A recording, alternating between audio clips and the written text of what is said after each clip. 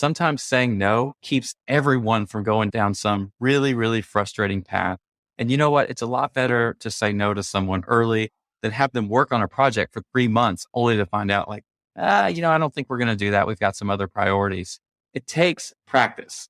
And I suggest before you go to work and start practicing saying no, try to say no in other contexts. Say no to tangential things that are sort of low stakes in your community, at home. I mean, be careful with your spouse, but work on how you say no. You can be kind about it, but you need to be direct also.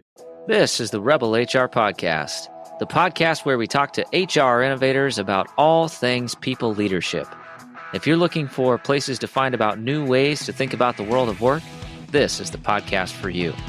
Please subscribe from your favorite podcast listening platform today and leave us a review. Rebel on, HR Rebels.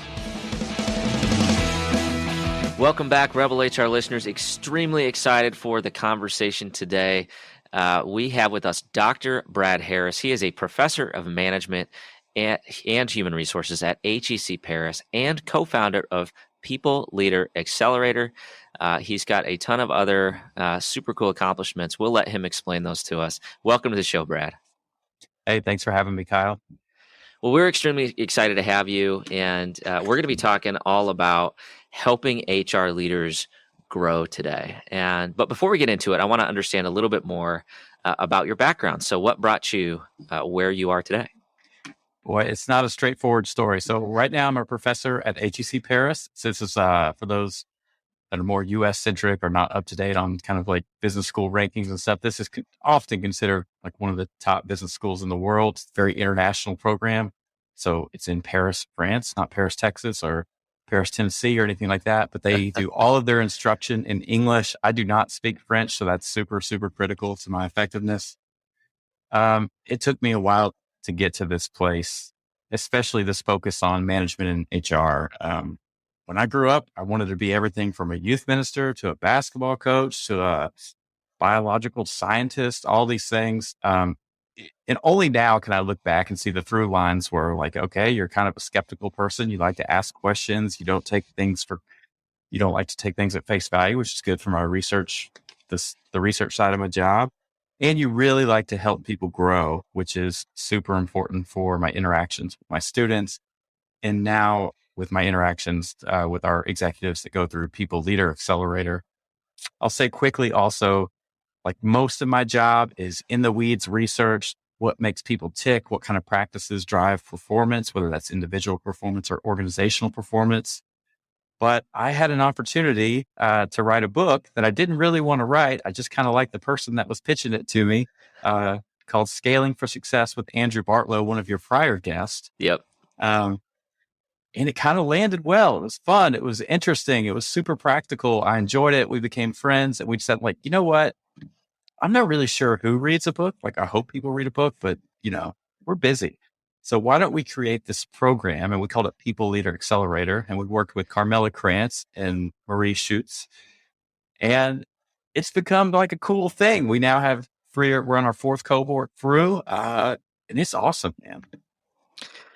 Absolutely. And had a ton of fun interviewing Andrew on the podcast. It's I think a really important book and I think really important, especially in today's environment. If you want to check out that episode, you can learn more about it. It's episode 70 and it's called Scaling for Success with Andrew Bartlow. So feel free if you want to make a note and check that out. I encourage you to go back and do that. It's actually one of our most popular episodes. And I think the reason for that is we're all looking for those types of answers right now, right? It's the world seems to be moving more quickly and more quickly. HR has continued to be challenged to, hire enough people, make sure your processes are on point, manage through this disruption. Hey, make sure nobody gets sick with COVID. Let's figure out how to handle social unrest. And oh, by the way, you need to continue to grow your own personal leadership. So as we manage through all of these disruptors and all of the kind of the required innovation, Brad, what are some of the things that we need to be thoughtful of as HR leaders in our organizations? Yeah, that's a wonderful question. I'm I'm going to point to this really, really basic principle that we as leaders need to be ruthless prioritizers of what's important and where we're going to spend our own, but also our team's time, talent, and energy. So that's one way we talk about human capital: time, talent, and energy. And look, I love my job in academia, but we are slow. Like it's a flaw. Like we advance science at a snail's pace, and maybe that's like insulting to snails. But so when I start talking to practitioners and these people we're helping, and then I get involved in their LinkedIn networks, and you start seeing things that they're seeing. I don't want to be like you guys. I mean, I want to be smart like you. I want to be important and all those things. But man, you get every day it's something new. It's a global pandemic. It's some social thing that we feel a lot of pressure that we need to speak out on, even if it's not really core to what our business is trying to do. And the amount of HR tech out there that's pitching us on like, how do we do things different? It's too much to process. And I can totally understand how very competent leaders feel like this is too much. I can never do this.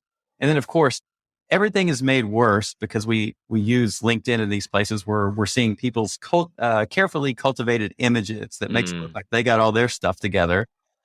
And so like, if you were ever predispositioned to feeling like an imposter, well, like our sources of information make it worse. So it's all about ruthless prioritization. What can you do? And what are the 3 to 5 things, I'll put a number on it, that your organization can be doing that really, really move the needle for what's important? And all the other stuff, it just survives. There's so much gold in like that last like 2 minutes. and there's like, we don't have time to even dig into like a third of that on this one podcast, but I love the way that you termed it ruthless prioritization. And I think that that's a really, really powerful concept. And, as I reflect on it, I mean, I literally yesterday I had one of those moments where it's like, there's so much going on. I literally had to disconnect and just spend like 10 minutes doing nothing but sorting out all of the different things flying through my head. Or I knew that the next meeting I went into, I was going to be completely worthless. Right. But I don't know, I think one of my challenges, and I'm sure many of our listeners have the challenges, we know we need to take breaks, but we don't necessarily have a great understanding of how best to prioritize. So what recommendations do you have as we think about, okay, we understand we need to be focused. Yeah, of course. Where does that focus, like, where do we start? Where does the focus really start? And how do we sort through all of the noise to figure out the most important things? Okay. Let me think. So this is Rebel HR, right? And so like, I'm supposed to be a little controversial, a little edgy, and hey man, just be you. Well, my version of that, like I did prep for this, Kyle. My version is like, I woke up, read the Wall Street Journal, ate my little croissant because we're here in Paris, and then I told my wife, "Hey, I'm not shaving today because I'm going on Rebel HR." So, hey, I didn't shave either. So there you go. Okay. So, yeah. I don't know if your podcast listeners can handle that level of rebellion. Okay, but that's about where it stops with me. I guess it is a little controversial, though. What I'm going to say is, like, the most rebellious thing I think you can do is if you're one of these people that has a bunch of audiobooks on leadership, or you've got a big bookshelf of books on leadership, you should take about 90% of those and you should donate them. Don't burn them or anything, but you should donate them to your little neighborhood library and know that you just made yourself more competitive, because there's a bunch of other suckers out there that are going to read a bunch of stuff that doesn't help.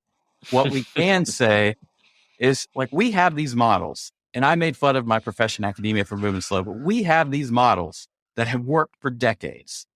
And yeah, some of the language needs to change and some of the specific tools we use changes, but a lot of the principles are still the most powerful drivers of performance and business outcomes today. So, don't be afraid to slow down, take a look at what's already been done, and figure out what makes sense for your context. I would also add, and this is super intuitive, but work backwards. Like when I design a class, you always, well, not always, but what you should do is think about what are the learning outcomes, and then how do I build a curriculum around that, and how do I actually deliver it?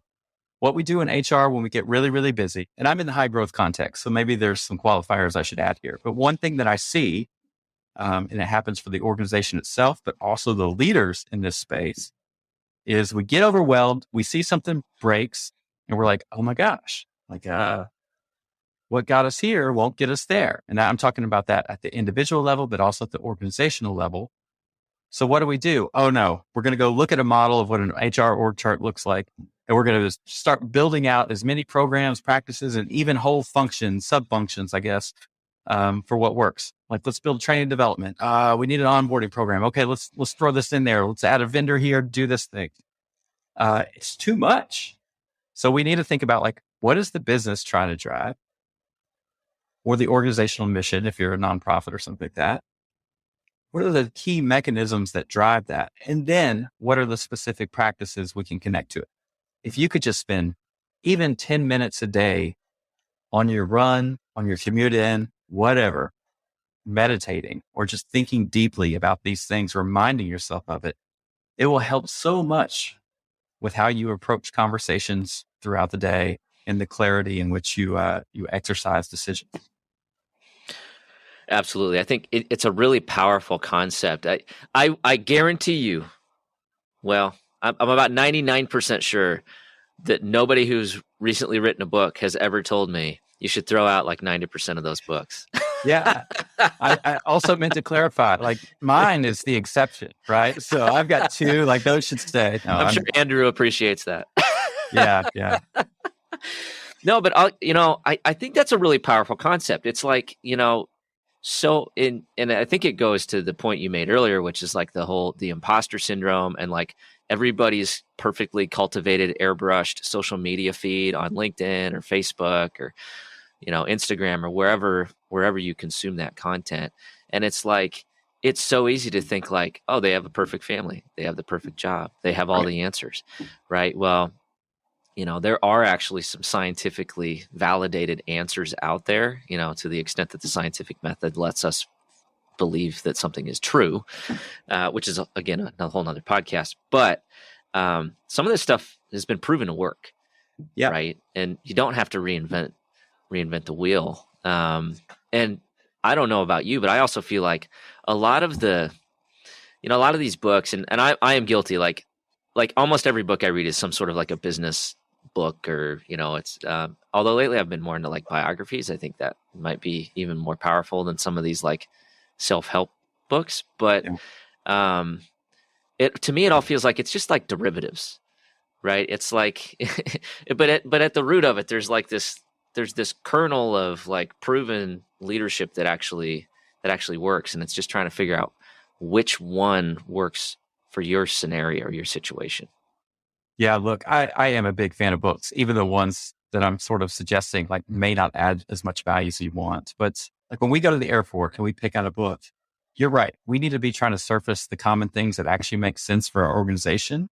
A lot of leadership books, especially, and I'm not talking about your version of biographies here, but they're written by people that have had a lot of success, and there's a lot of survivorship and retrospective bias that's embedded in them. And you can say the same for my work too. We are all just collections of stories that we kind of make up amongst ourselves in a way that makes sense. Otherwise we'd go crazy. So it's not a bad thing, but like you cannot go out there trying to be the next Elon Musk or something like this. I mean, like, yeah, maybe he's brilliant, all this stuff, but some of these ideas are actually crazy and they only work because you have billions of dollars in financing, right? So not all of us have that luxury. Absolutely. Yeah, I mean, you can try to be Elon Musk, but for every Elon Musk, there's thousands of non-Elon Musks that have said the same thing or tried a similar thing, right? Right. So you're right, though. We have to look for the lessons embedded in these and not like lift and shift something that worked for this person and put it on our own lives. Absolutely. And I also love the idea, the idea of working backwards, right? And I think so often, and I hate this, it's like, so many people complain to me like, well, I don't have the business cloud, or, I don't have the proverbial seat at the table, or you hear that all the time. And my response to that is almost always the same. It's like, well, how are you adding value? Right. And the only way that you really add value is if you fit within the strategy of the organization you're supporting. Right. So That's right. you can't come in with your own personal agenda if that doesn't help support the organization you're supporting. Right. And so often we miss it. We miss that step. And we try to cookie cutter something that we did at a last company into our current company. What we end up doing is just reverberating these structures that have been around for 40 years and are probably outdated. That's my 2 cents. Well, you raise a good point. Like we want that seat at the table. We struggle to get it. And, I'm talking about the thought process of like working backwards. There's still this whole other issue of even when you know how you add value, how do you go into that room where the table is and convince your CFO that you're worth listening to? Or get words in when the chief marketing officer is the number one person everybody cares about because they're in charge of the sales function. So there's a lot at play here. And you made a comment about it earlier, but like we are academics, teachers.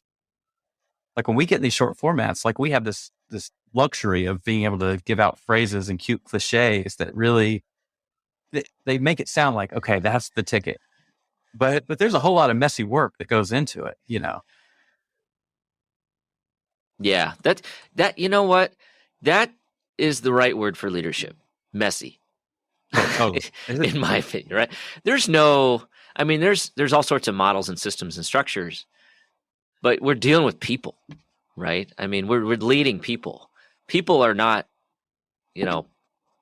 really common sense structures. I mean, we're all irrational and emotional and we're not logical in many cases. So, it's like you're trying to force a black and white system or structure or whatever the latest thing is into something that it's not a binary system, right? So, yes. and I think everybody listening to this probably gets that, right? Like HR is messy. Leadership is messy. Like it's all really messy. So I think what we're talking about here is really it's like wading through the mess, wading through the muck, right? So you've taught a lot of people, you've done a ton of research. You teach at a prestigious school. I've got to believe that you've seen these common characteristics between people who have successfully waded through the messiness. So what are some of those observations that you've seen, or what are some of those models that you consider to be the models that actually work? Okay. There's a lot to unpack there. So I've taught undergrads, MBA students are still pretty junior in their career, executive MBAs, PhD students, and then with People Leader Accelerator, people that are already in these top jobs. Many of them are absolutely brilliant. And I will say that is not the only criteria you have to meet, but that is super helpful when you've got a lot of cognitive horsepower. But this thing is we can learn a lot, but our cognitive horsepower is fairly stable. So we'll just leave that be. I suspect people that are listening to this podcast are pretty smart. So what happens? I think first you have to be in the right mindset. Like you got to be ready to listen. You got to be ready to learn, but you also have to be ready to say like, I am ready to take on this messiness. And this is what I don't think I could have appreciated as an undergraduate or even sort of a younger MBA student myself. And I suspect others are like this. There is rarely a single right answer. There's probably lots of wrong ones, and they're unequivocally wrong. But the answer when we deal with humans is almost always, it depends. Unfortunately, that's a totally insufficient answer. We have to be able to say, okay, it depends. And then whether we're making it up or we're just having a moment of boldness, or we actually understand the framework, we have to have the courage to say, these are the questions I need to ask to figure out what it depends on. And then I have to have enough courage to take a step forward and see what happens.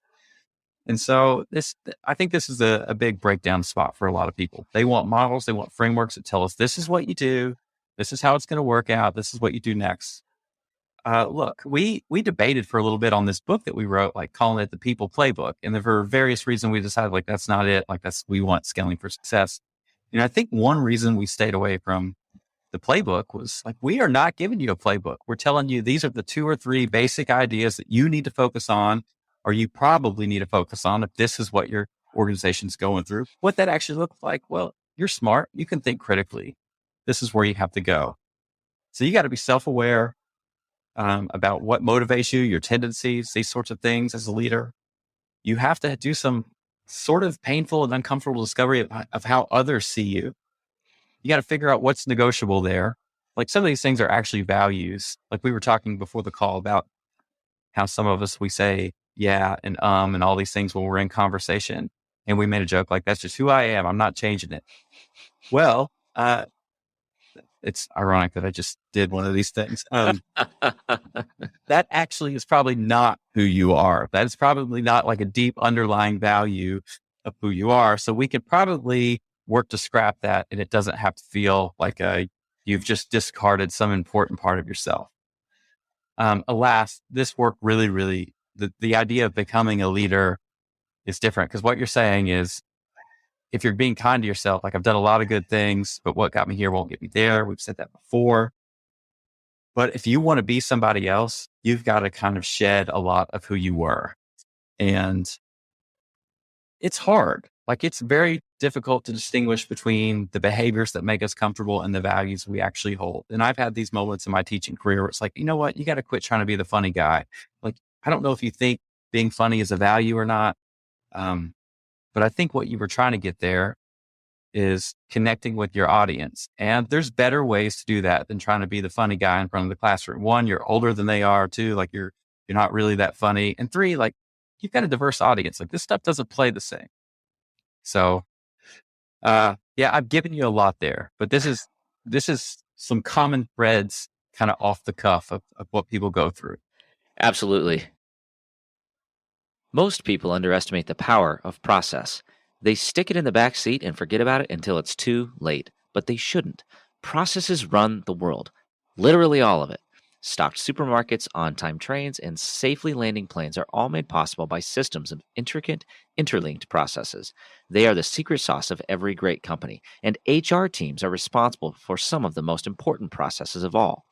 Onboarding employees, building teams, crafting culture, these vital systems are the lifeblood of every organization. That's why this episode is brought to you by Process Street, the process platform of choice for HR teams around the world. Process Street is a no-code platform that lets you transform your most important HR processes into powerful workflows.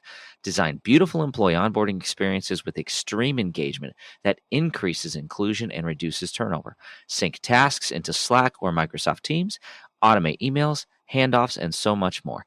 Thousands of teams, large and small, trust Process Street to manage their most important people processes, like Salesforce that used Process Street to onboard all of the 3,000 Slack employees after the $27 billion acquisition.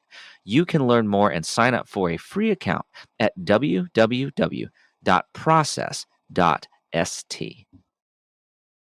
It's a really powerful thought process to think through that there is not a right answer. Oh, There's a wrong answer. There's many wrong answers. It's terrifying. But look, that's it. Like if I told you like 3 in late 1980s, maybe early 1990s, but we'll say late 1980s, there's 3 Jewish kids in New York. At least 2 of them are going to private schools, and they decide they're white Jewish kids, just to put some stereotypes on there and help you imagine this. They're in New York, the center of the hip hop world. They're like, I think, what if we take some time off of school and we form like this alternative metal rap band or something like that? That sounds ridiculous, right? That's stupid. No way that works. Well, this group ended up being the Beastie Boys. And like, there weren't any right answers. There were probably lots of wrong answers. So, this kind of goes against my critique of survivorship bias and leadership stories, but like it does take some boldness and courage to achieve these great things. And in HR, like it can be our moments of boldness don't have to be starting the next Beastie Boys. They can be something like, you know what? I have a clear understanding what the business is trying to do. And today I'm going to walk into that meeting where the table is and people are questioning whether I belong there. And I'm going to display confidence. And this is a big one, Kyle. I'm actually going to tell somebody no today. And you can do that kindly. Like, you don't have to say, heck no, CFO, I'm not doing your stupid thing.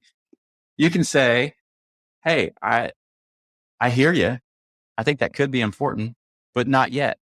Or you could push back and say, that's a really important idea. I think your group should be having some interventions with your first time managers. I want to empower you to get that done yourself because that's your job. Like, we can't take it all on. Yeah. So I want to talk about that a little bit because I'm from the Midwest. We were talking about this before we hit record, and part of my values, which we talked about a little bit earlier, are being what we call Iowa nice or Midwest nice, right? And so one of the biggest challenges that I had, especially as an emerging leader, was how do I say no? And when do I say no? And it took me a while to figure out that sometimes saying no is actually nice. Yeah. And so let's dig into that a little bit, because I do think that's a critical leadership component that a lot of people really struggle with, especially early in their career. Yeah. You're not alone there. So I saw that too. I'm from Texas, and then I went to school. For my master's, I went to Florida, which is in Central Florida, so it's kind of like the Southeast. And then I worked at the University of Illinois. So I've been to these sort of areas where it's really important to be nice, and a lot of times that just means being polite. It doesn't really mean being honest or anything like that. And in fact, like anytime in the South when someone says, "Well, bless her heart," like, okay, like they're Yeah. about to drop the hammer here. They don't really mean that. So I get where you're coming from. Look, I like the Midwest, so I'm cool with Iowa nice. We also have to say bonjour here in Paris before you do anything, which is a nicety, because they will also just cut you deeply right after the pleasantries are over. So what do we do? Well, I think we have to take on the mindset that clarity is kindness. And so I think this is where you're going. Sometimes saying no keeps everyone from going down some really, really frustrating path. And you know what? It's a lot better to say no to someone early than have them work on a project for 3 months only to find out like, I don't think we're going to do that. We've got some other priorities. It takes practice. And I suggest before you go to work and start practicing saying no, try to say no in other contexts. Say no to tangential things that are sort of low stakes in your community, at home. I mean, be careful with your spouse, but work on how you say no. You can be kind about it, but you need to be direct also. You cannot have a no that is so wishy-washy that it comes off as a maybe or a yes. There's 3 Ps. Have a plan for how you're going to approach these conversations. Practice them, even if it's in front of the mirror. Know your tendencies too. In partnership, find someone at work that knows that you're working on being more of a ruthless prioritizer, and have them coach you through these conversations. Or, in some cases you can have an executive coach that helps you, but I think in most cases, just having a friend at work that knows you're working on that can be super, super helpful for keeping you accountable and giving you feedback. Also, like, if you're scared of no, I get it. And we talked about this a little bit earlier. Sometimes not yet is the answer. And sometimes not me is the answer. HR, man, this job is tough. We get asked to solve all the problems that people didn't know how to solve. Something comes up, sure, I'll go fix that. I'll go build a culture for you tomorrow and I'll have it out next week. Yeah, that works well. Yeah. And diversity and inclusion, this is also impossible to tackle for just the HR side. This is a values thing. We need all leaders, all employees on board for this. Don't take on stuff you got no chance on. Absolutely. I think there's a lot of power in no done right. Yeah. But I think it goes right back to where we started this conversation, which is the ruthless priorities. And if you don't say no to some things, then somebody else is going to be managing your prioritization, right? You're going to be doing something that does not really work on those top 2 or 3 things that you need to work on. Yeah. I'm going to jump in here. You had a prior guest, I guess it's several months ago now, that came on and said, in the flash round, I really want to see HR leaders stop talking about other units as the business and not HR as the business. Yep. And I thought, okay, I agree with that. I don't think I've ever heard it said that way, but I really, really like where this person is headed on this. And I think I'm going to add to it. What they said is perfect as is. One supplement, like you're saying, if you go into meetings and you don't say no to people ever, well, that's how you get relegated to being some support function. And that's how you get relegated to being an administrative role instead of an actual strategic leader. I also want to jump in on one sort of common thing for the people that go through People Leader Accelerator. And I don't want to paint them too broadly with the brush. We have people that have gone to INSEAD, Stanford, the best business schools in the world in that program. They feel like imposters, even though that's ridiculous. And then we have people that at least have a better excuse for it. They're not imposters, but they have a better excuse for it. These are people that, they've got some unrelated business or some non-business degree, or they don't have a degree at all, that started as an office manager for a startup. Then they keep getting promoted to bigger roles as the organization grows, but before they need like a really big built out HR functions. And there's this weird dynamic. The CEO still kind of treats them like an admin, but worst of all, they still view themselves as sort of an admin. And this is really a lot of the heavy lifting that we're working on, is getting the confidence to see, no, there's no secret sauce here. And I worked at one of the best HR shops in the world, the University of Illinois School of Labor and Employment Relations. You could take that curriculum and you're still not going to be ready to go on this complex world that we're living in right this second. So, saying no, saying not yet, these sorts of things. This is just one idea or one practice to make sure that you're not treating everyone else like the business and not yourself. A lot of us are also people pleasers, Kyle. I don't know if this goes into the Iowa nice or something like that, but oh yeah, absolutely. Yeah, I'm a people pleaser too. And it got me a long way. Like, let's be kind to ourselves. Like, being a people pleaser, being a warrior, all these things that turn out to be like not super helpful, they push us to do a lot of important things, to take on opportunities and to prove ourselves. Good. Be nice to ourselves. That's fine. But they can stand in our way later when we're actually trying to get things done and we're trying to have some voice in what really matters and what this business is going to focus on. Absolutely. It's I think there's so many things to take away from what you just shared, and I think it's a really, really powerful. First of all, yes, we do need to have a little self-love here, right? We're not all broken and need to be repaired, but you've said this a number of different times, and it's so true. The skill sets that got you where you are need to continue to evolve, and I think it's interesting, the comment, and maybe I think everybody probably picked it up, but these people who are extremely exceptional in your People Leader Accelerator, like, these are legit people, right? And I've been following People Leader Accelerator. I can just tell you guys, the people that are in this, they're legit. They struggle with imposter syndrome. They feel like they don't know enough, or there's more to learn, or they're not good enough yet, right? And if they feel that way and you feel that way, then that's okay. That just means you're growing and evolving and learning. And my perspective is, like, we're all in this together. So you just got to use that as some energy to go get better every day, and don't let it derail you, right? So that's a great comment. All right. Well, we're at time. I just want to keep talking, but we don't have time. I didn't get to ask, but you met Dave Grohl one time, and I'm a huge Foo Fighters fan. And so, we'll have to get that on the next podcast, but I will, we'll shift gears and we'll get into the Rebel HR Flash round. So, ready?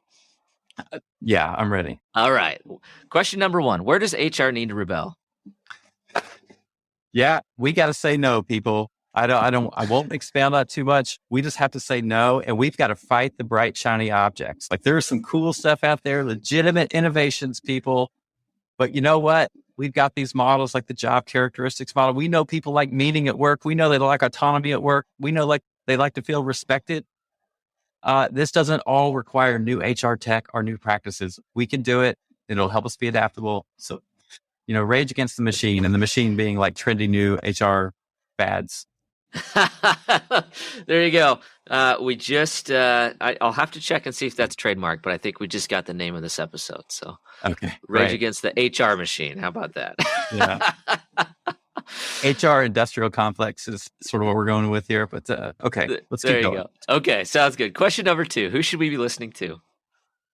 Yeah, I listened to a few responses here. I'm going to try to be creative here. I really, really, really wanted to work in a Billy Idol reference for this Rebel podcast. I can't do it though. Here's what I can tell you to listen to, and this is sort of our self therapy for our HR leaders that are kind of looking to grow and struggling. I want you to get in your car, go to your back porch, whatever you need to do, get in the right state of mind and turn on some Tom Petty. And now Tom Petty has a song that's pretty cool called Rebel. So if we want to stick with that theme, we can do it, but just any Tom Petty. Here's what I want you to notice.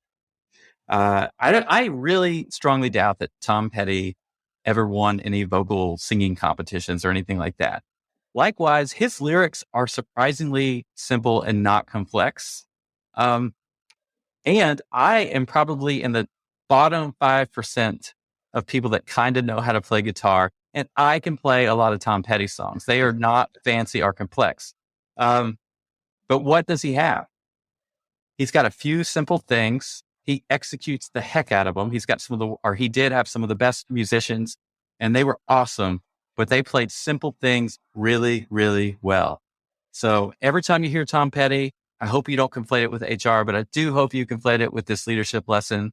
Like, simple is better. I love that. That's the first Tom Petty reference that I've had.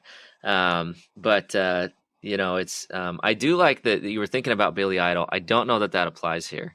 But to be honest, so people have asked about this, and like my podcast cover art, look, it's like an Idol reference. Some people get that. Some people just think I look weird. But actually, the Rebel name for me, it's like I'm such a nerd. It's more like Star Wars, like we're gonna rebel against the Empire. But you can go a number of different ways with it too. So. That is nerdy, Kyle. Sorry, man.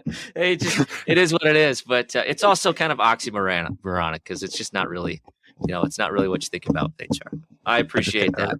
How about this? We won't back down from being simple and effective. How about now that? You're learning to there fly. You go. All right. Even the losers win sometimes, Kyle.